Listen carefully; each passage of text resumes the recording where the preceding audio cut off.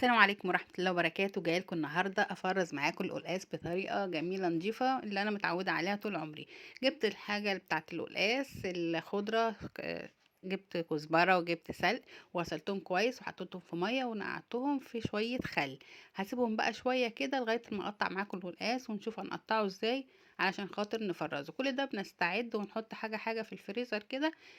ربنا يسهل رمضان على ما يجي علينا نكون شيلنا كذا نوع خضار. دلوقتي احنا بدأنا بالقلقاس، هنركن بقى الخضرة بتاعته على جنب، وبعد كده نمسك القلقاس نقطعه بطريقة سهلة وبسيطة. وطالما هنفرزه في الفريزر هنسيبه طبعا فترات طويلة، ممكن من السنة للسنة لو ما خلصناهوش في رمضان، فهنضطر نقطعه مكعبات كبيرة.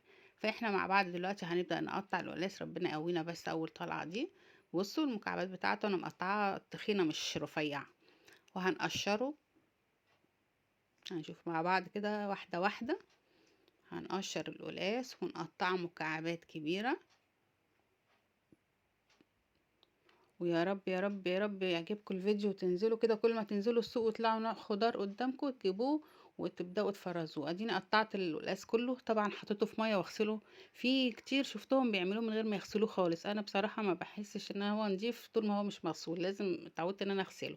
اديني غسلته ونقعته في ميه ورحت جايبه الخضره بتاعه القلقاس، الكزبرة قطعتها والسلق قطفته زي الملوخية، وبعد كده رحت جاية فرماهم في الكبة عشان يفضل لونها اخضر كده. لما اجي اعملها بقى في النار حطيت توم وسمنة في الحلة على النار، وهبدأ بقى ايه اديها 3/4 سوا، ومش هسويها تماما، وهشيلها بقى مع القلقاس بنفس الطريقة.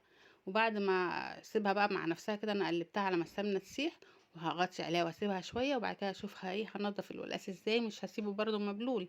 هروح جايبه بقى بعد كده معايا فوط وفردها على رخامه المطبخ، وهنشوف مع بعض هنبدأ ننشف القلقاس ازاي عشان لما نيجي نشيله يبقى ايه ناشف. انت بقى مع نفسك خليكي كده خدي مع بعضك على النار، واحنا هنروح ننشف القلقاس. اهو جبت القلقاس صفيته تماما، رحت حطاه على فوط وقعدت انشف انشف انشف تمام لغايه ما الاقي ما فيهوش ولا نقطه ميه. وبعد كده هجهز الكيس بتاع التلاجة واعبيه، واروح جايه شايلاه في الفريزر. اهو بصوا، كل كيس على حسب الوجبه بتاعتك. وهروح جايبه الخضره بتاعتي هي كمان حطها في اكياس وشيلهم في الفريزر. وكل سنه وانتم طيبين، واشوفكم فيديو جديد ومع السلامه.